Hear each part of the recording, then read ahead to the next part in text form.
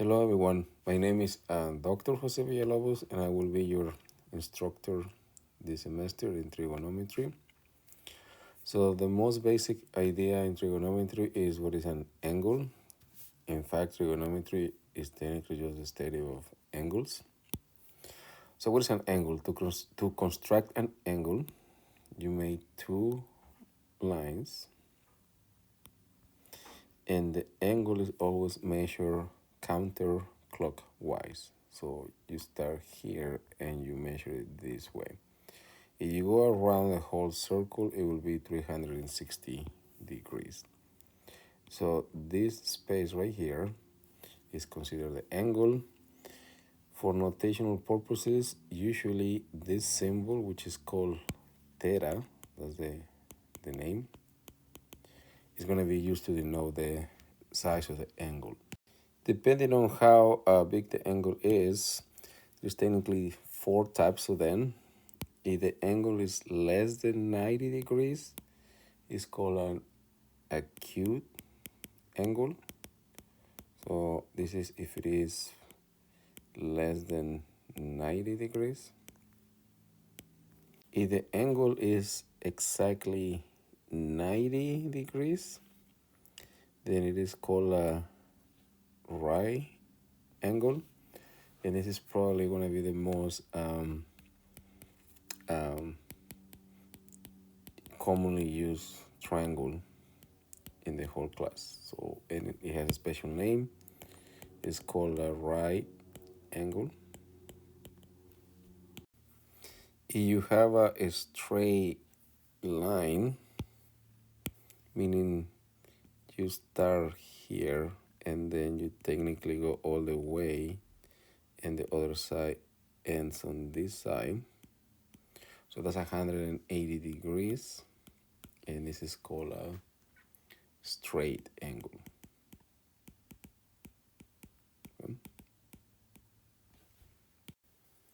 If the angle is between 90 and 180, so something like this, so up to here will be 90, and remember this is 180.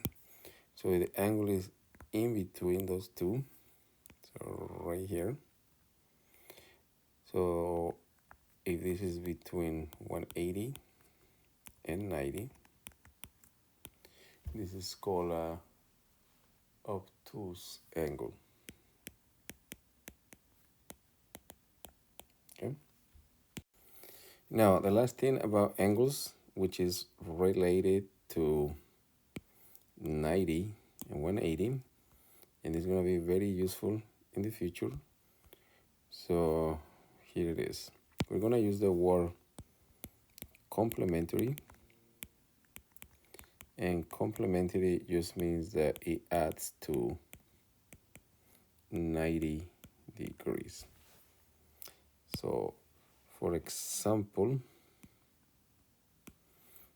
if you have one angle here, and let's say that this is 35 degrees, whatever this angle is called a complement. So in this case, you need 55 degrees. So 55 is a complementary of 35, or 35 is the complementary of 55. So for example, let's say that you have, the EX is going to be an example, by the way. Let's say that I tell you that these two angles are complementary, and I just call this one X, and let's say that this one is 2X, or essentially this is twice as big as this one.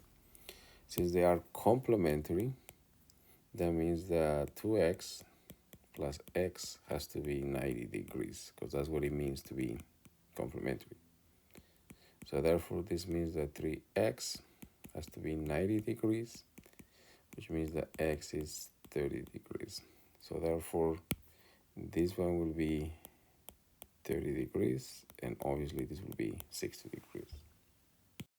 Now, in a similar way, we have something called supplementary,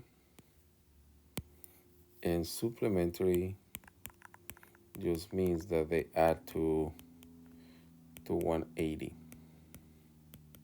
okay, so to 180 degrees. So one example of that will be this. Let's say that this angle here is, I don't know, 50 degrees.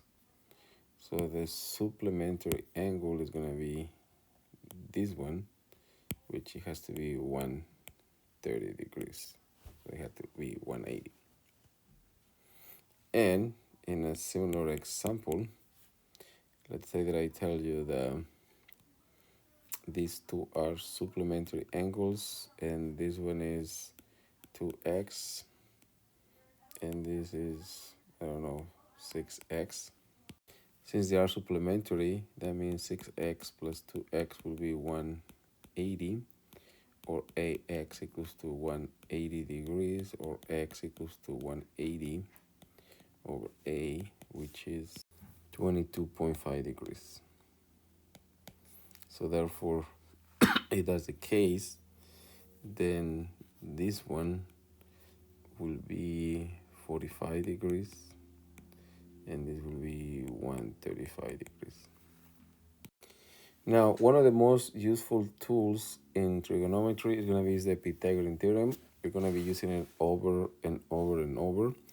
So for example, here, this will be angle A, this is angle B, and this is a right triangle. Okay? So for the Pythagorean theorem to work, you need to have a right triangle.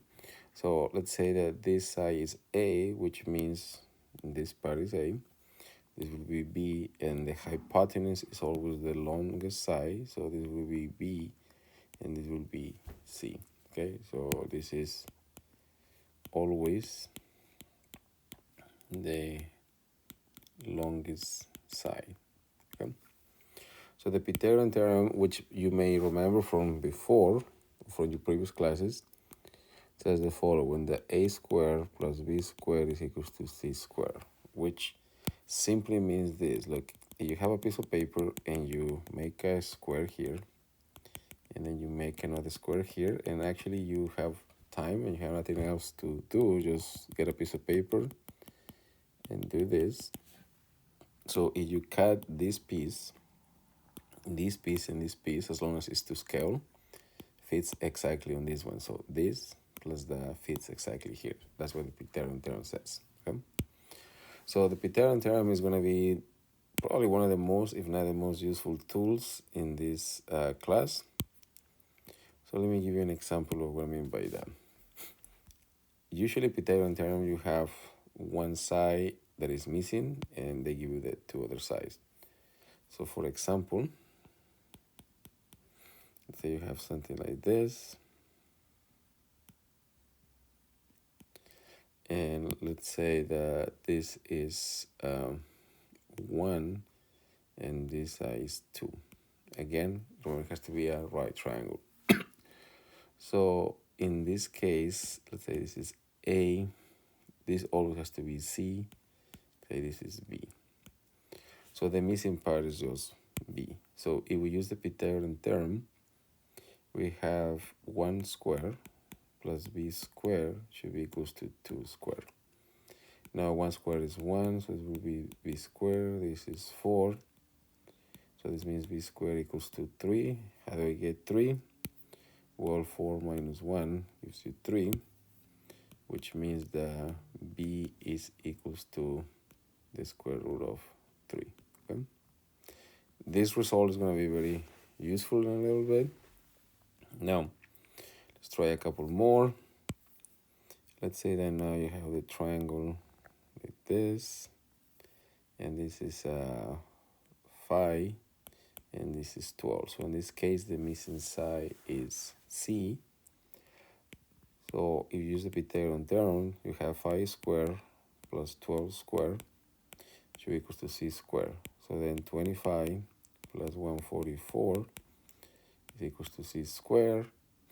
25 plus 144 is 169.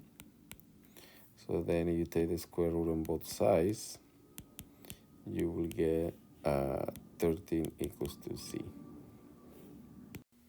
All right, so let's do one more. As you can see, it's pretty simple to apply the Pythagorean theorem. Let's do one more example. And this example and this one are going to be very, very important for the future of the class, and you'll see in a second. So let's say that this one is 1 and this is 1, then you're missing C. Okay? So therefore, you use the Pythagorean theorem. You have 1 square plus 1 square should be C squared. 1 square is 1, 1 square is 1, so you have 2 is equals to C squared, which means C will be the square root of 2. So therefore, this will be the square root of 2. Now, these two are special triangles, and you'll see why in a second. Just remember that I technically get the values using the Pythagorean theorem, and that will be the case for all the right triangles anyways, but these two are considered special. You need to memorize the results for this one and this one, because it's going to make your life very easy the whole semester if you memorize them. Like I just mentioned right now, there is two special triangles. The first one is called a 30, 60, 90 degree. So here it is. So these angles are not to scale, but let's say this is 30 degrees, this is 60, and obviously this is 90.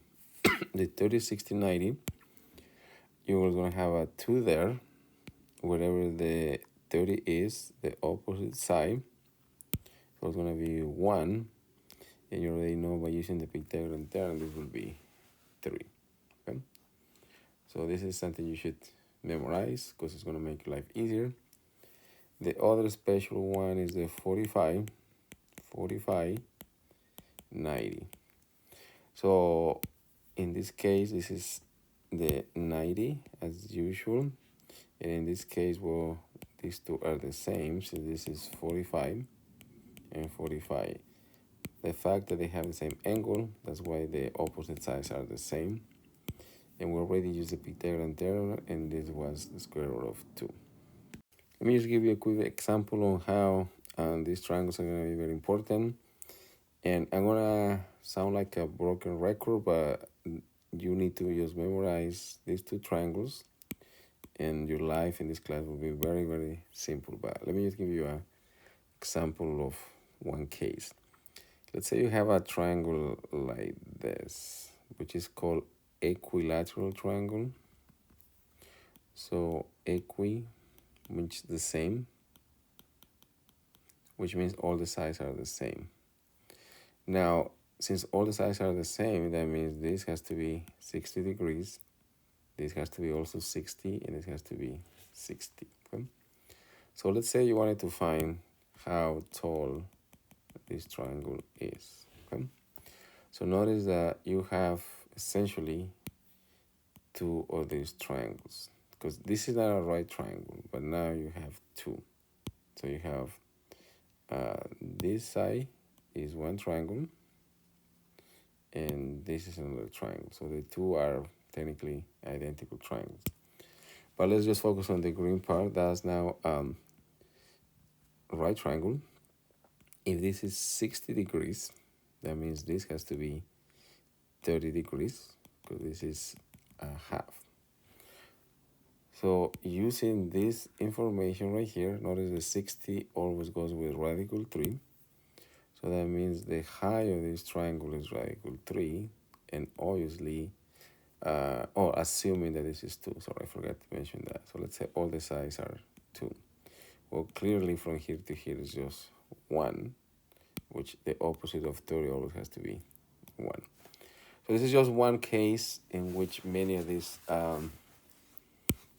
triangles will be used to solve these problems. Okay, so just try to memorize this one and this one. And that's it for 1.2.